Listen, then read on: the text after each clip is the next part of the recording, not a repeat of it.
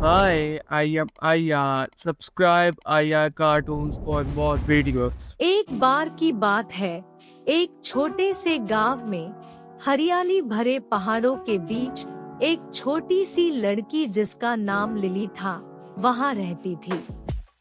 Lily का दिल सोने की तरह पवित्र था और उसकी मुस्कान किसी भी मौसम को धूप की तरह रोशन कर सकती थी।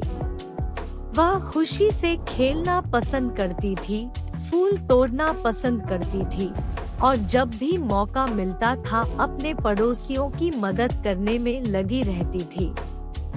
एक सुनहरे सुबह को जब लिली मैदान में से गुजर रही थी, उसने जमीन पर एक छोटे से बीज को पाया। आश्चर्य और उत्सुकता के साथ उसने बीज को अपने हाथ में उठाया। यह कोई भी बीज नहीं था जैसा कि उसने कभी देखा था, लेकिन इसमें कुछ जादुई चमक थी। लिली ने फैसला किया कि वह इस बीज को अपने बगीचे में लगाएंगी और हर रोज इसकी देखभाल करेगी। दिन बीतने लगे, हफ्ते बीत गए, लेकिन जमीन से कुछ निकला नहीं। लिली निराश हो रही थी, लेकिन वह मायूस नहीं हुई।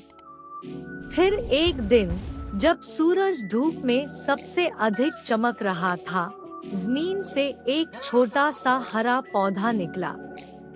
लिली की आंखें आश्चर्य से बड़ी हो गई जब वह इसकी बढ़ती हुई रोशनी को देखती रही।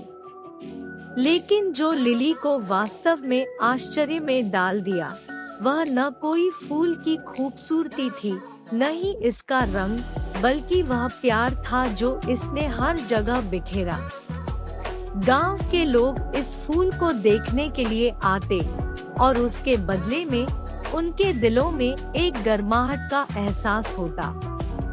बस इस फूल को देखने का छोटा सा काम ने उनके दिलों को खुशी की राह दिखा दी। सालों के गुजरने पर फूल का फूल प्यार के मकाम बन गया और लिली, जिसका दिल सोने की तरह पवित्र था, समझ गई कि प्यार का जादू उसके अंदर हर वक्त मौजूद था, बस बहार का इंतजार था।